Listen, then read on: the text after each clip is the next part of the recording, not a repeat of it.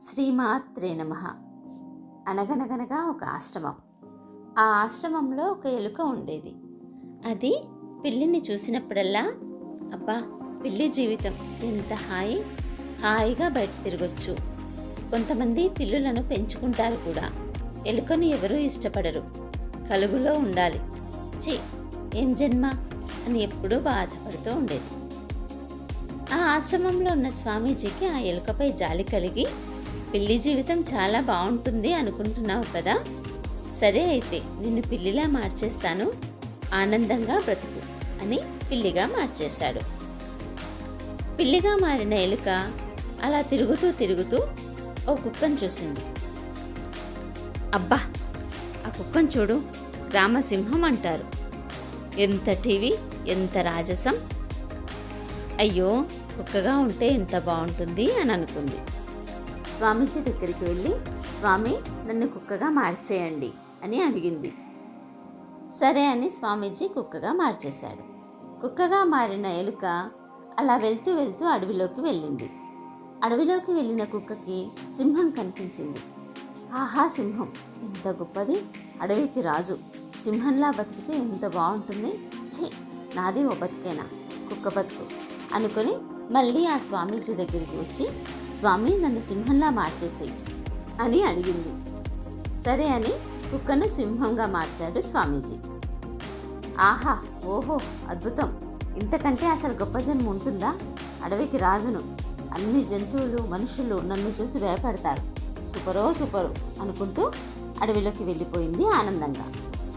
ఈలోగా ఓ వేటగాడు వల పన్ని జంతువుల కోసం చూస్తున్నాడు. సింహంగా మారిన ఎలుక ఆనందంలో ఆదమరుపుగా ఉండి ఆ వలలో పడిపోయింది.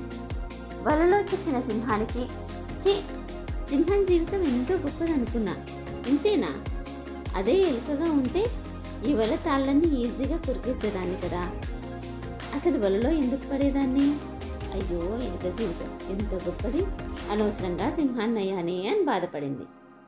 ఇలాగే మనకు ఎదుటివారి జీవితం చాలా అందంగా, అద్భుతంగా, గొప్పగా కనిపిస్తుంది. వాళ్ళెంత బాగున్నారు, ఎంత గొప్పగా ఉన్నారు అని. మన జీవితమే మనకు నచ్చదు. దీనికి కారణం పోలిక.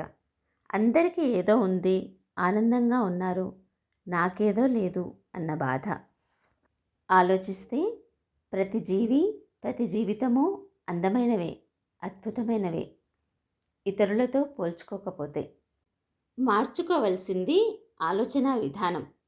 ముందుగా మనల్ని మనం అంగీకరిద్దాం.